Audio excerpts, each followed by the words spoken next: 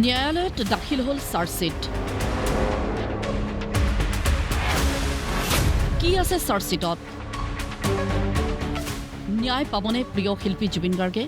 এনে বহু প্ৰশ্নৰ উত্তৰ ৰাইজে বিচাৰি থকাৰ সময়তেই শিৱসাগৰৰ বিধায়ক অখিল গগৈৰ বিস্ফোৰণ।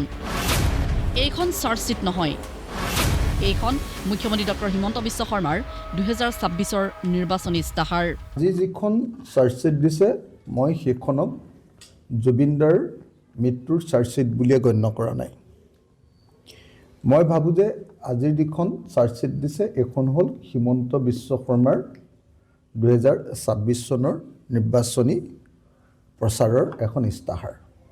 চব একো ডকুমেণ্ট একো নহয়। মই একদম ক্লিয়াৰলি আপোনালোকক কৈছোঁ যে যি তদন্ত প্লেচ অফ অকাৰেঞ্চ বা য'ত ঘটিছে তালৈ নোযোৱাকৈ কৰা তদন্ত, সেই তদন্তই পৃথিৱীৰ কোনো কেছতে কেতিয়াও কোনো মানুহক ন্যায় দিব নোৱাৰে।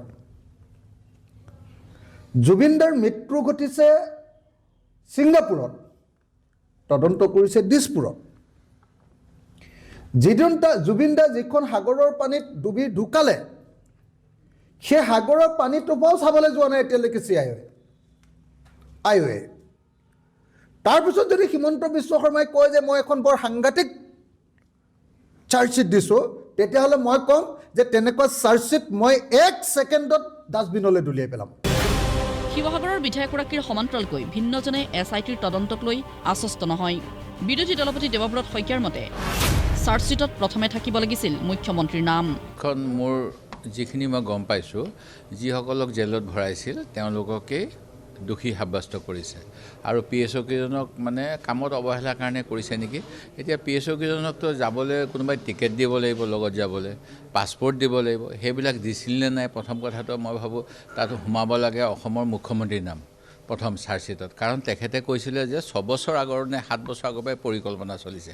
তেখেতে ইমানখিনি কথা যদি জানে, তেখেতে নিৰাপত্তা ব্যৱস্থাটো কিয় জুবিন গাৰ্গক ভিতৰতো মাৰিব পাৰে, বাহিৰতো মাৰিব পাৰে। সেই গতিকে PSO দুজন দিছিল যেতিয়া PSO কেইজন যোৱাৰ কাৰণে যিটো পাৰ্মিশ্যন ল'ব লাগে গভৰ্ণমেণ্ট অফ ইণ্ডিয়াৰ পৰা, মিনিষ্ট্ৰী অফ এক্সটাৰ্নেল এফেয়াৰ্ছৰ পৰা, ছিংগাপুৰৰ অথৰিটিৰ পৰা, যে আৰ্মছ লৈ যাব আৰু তেওঁলোকে লগত যাব, সেইবিলাক কৰিছিল নে, সেইখিনি চালেনে নাই? সেই গতিকে মইতো ভাবোঁ চাৰ্জশ্বিটখন অসম্পূৰ্ণ। অন্যহাতে বিশিষ্ট বুদ্ধিজীৱী ডক্টৰ হীৰেণ গোহাঁইৰ মতে চৰকাৰে গোপনে ৰাখিব বিচাৰিছে সমগ্ৰ বিষয়।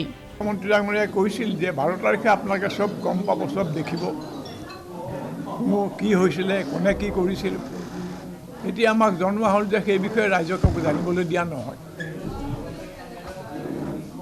মানে সকলো কথা গোপনে ৰখাৰ যিটো অভিপ্ৰায় চৰকাৰটো আছে, এই ক্ষেত্ৰতো সেইটো প্ৰকট হৈ উঠা বুলি মই ভাবোঁ।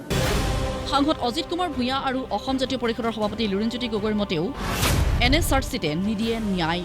চাৰ্জশ্বিটত কি আছে জানিব নিশ্চয় মন যাব বা প্ৰয়োজনো আছে, কিন্তু SIT গঠন কৰা দিনাৰ পৰা আমি ইয়াৰ বিৰোধিতা কৰি আহিছোঁ। সেই কথাটো মই মনত পেলাই দিব খুজিছোঁ। SIT সম্পূৰ্ণ মুখ্যমন্ত্ৰীৰ নিজস্ব ইচ্ছা অনিচ্ছাৰ ওপৰত প্ৰস্তুত কৰা এখন হেৰি। তেওঁ SIT আৰু গঠন কৰিছে, আপোনালোকে জানে। সেইবোৰত তেওঁ নিজৰ মৰ্জিমতে হয় আৰু কেতিয়াও সি মানে ন্যায় দিব নোৱাৰে বুলি আমি বিশ্বাস কৰোঁ। আমি সেইকাৰণে বিকল্প প্ৰস্তাৱ দিছিলোঁ আৰু কোনোবাই CBIৰো উচ্চ পৰ্যায়ৰ তদন্ত দাবী কৰিছিল, উচ্চ ন্যায়ালয়ৰ বা সুপ্ৰিম কোৰ্টৰ ন্যায়াধীশৰ তত্ত্বাৱধানত। কিন্তু সেইবিলাক তেওঁ একো নেমানি পেলাই তেওঁ SITৰ মুখপাত্ৰ হিচাপে যিবোৰ কথা কৈ থাকিলে, এই কথাবিলাকে আমাক বৰ অশান্তি দি আছে।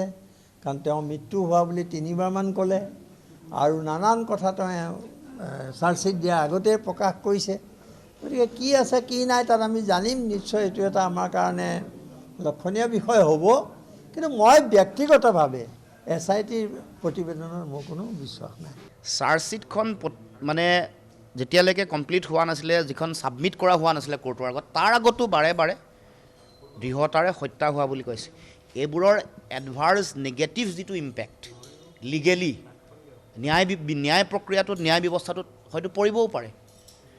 সেইকাৰণে কৈছিলোঁ যে এই কথা বতৰাবোৰে অভিযুক্তসকলক সুৰুঙাৰে তেওঁলোকে দোষমুক্ত হোৱাৰ সুযোগটো ন্যায়ালয়ত মুখ্যমন্ত্ৰীয়ে নিজে গঢ়ি দিছে নেকি, এইবোৰ কথাও পৰৱৰ্তী দিনসমূহত আছে।